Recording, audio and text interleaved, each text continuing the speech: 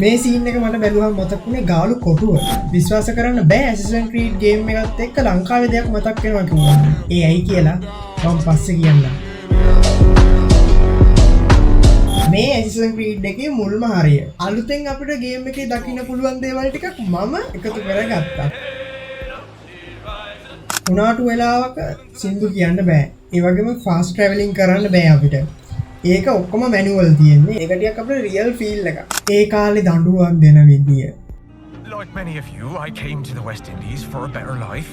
It is my view that historically accurate වෙන විදියට recreate කරලා තියෙනවා. ලොකු කුළුණකට නැගලා map එක update කරද්දී දකින්න පරිසරය ඇත්තටම ඒක හිතට වදිනවා. අපි හිතමු අපි මොකද කුණාටුවක් දකින්නකොට අපිට එතනින් නැව ගෙනියන්න බැරි තරමට අපි ඒක රියලිස්ටික් බව දෙනවා. මේ වීඩියෝ එකට ස්පොන්සර් කරන්නේ Kivro Games. Kivro Games ලා හදලා තියෙනවා Weathering Waves කියලා open world action RPG එකක්. character design level එක insane. ඒගොල්ලෝගේ character breakdown එකක් මම ඉස්සරහට add කරන්න character breakdown එකක් මම try කරලා බලන්න. මම හිතනවා මම දෙතුන් දිනකින් ඇහුවා මම දන්න ගේම් ගහන එකෙන් ගොඩක් ගේම් එක හොඳයි කියලා කියන ප්‍රතිචාර තියෙනවා. link එක bio එකේ තියෙනවා. ගිහලා බලන්න. නැත්නම් මම comment එකේ pin කරලා තියෙනවා. බලන්න ගේම් එක ගිහිල්ලා website එකේ. හරි.